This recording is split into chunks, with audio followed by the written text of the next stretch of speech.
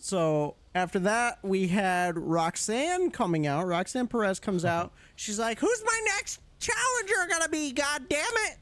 I'm She's supposed so to be mean. heel, but I'm still sounding like a nice person."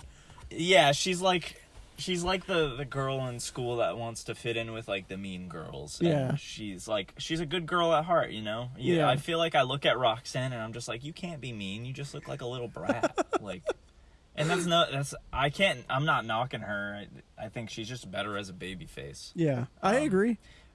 But Ava came out and was like, "Can you shut your goddamn mouth?" And then she was like, "Here's your challenger." And then we hear the sirens. It's Jordan Grace, Fucking the TNA Jordan Grace, Knockouts champion. We saw her at Royal Rumble, and she was still the Knockouts champion then. She's still the Knockouts champion now, but she's trying to add some more gold. So It's true. You know, she did a little mic drop, was just like, "I'm your next challenger," and then we had a backstage segment with Stevie Taylor. Yes. And she was like, I'm assuming she's very new too, and she was like, "I want to prove myself on TV." And then Ava was like, or no, Jordan Grace walked in and was like, "All right, we both get something out of this. Let's face next week." Yeah. So we're getting a fucking squash next week, folks. Yeah, It's gonna be great.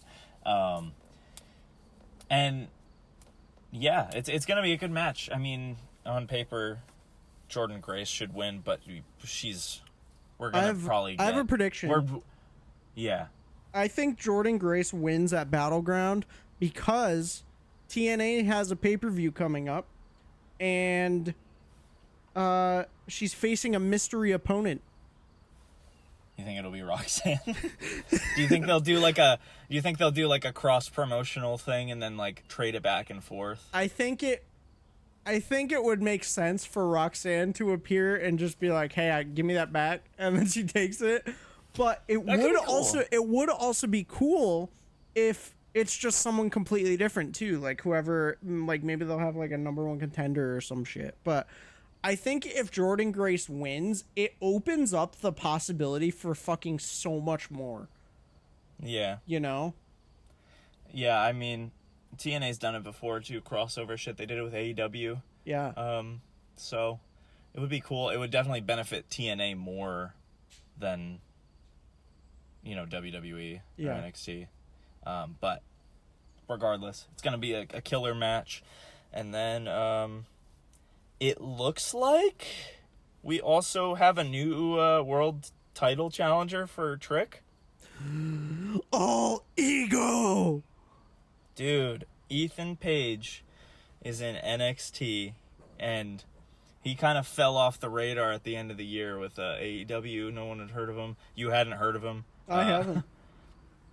I messaged Galir and I was like, "So who's Ethan Page?" Or I said he was in. I said also Ethan Page. Who's that? And you go, "What?" Yeah, I was just like, "Damn, terrible day for me to not watch NXT live." Yeah. Yeah, no, he was in The Firm. I don't know if you remember them. Nope. In AEW, it was like Stokely's little faction. Yeah, that was before your time.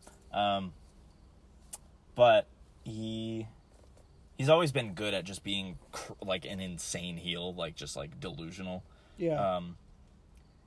I don't think he got a chance to shine in AEW, but hopefully he gets that opportunity. It's definitely strange seeing him on the screen in NXT, but it looks like he was the one who attacked Noam and Oro, and he is likely going to be the challenger for Battleground. Yeah. Which will be really cool. I see Trick winning, obviously, but I think it'll obviously add to his repertoire of like, "Oh, I fucking beat Ethan Page." You know, it'll make him look good. Yeah, exactly. So NXT was solid. Solid episode. A lot jam-packed into it for sure. Yeah.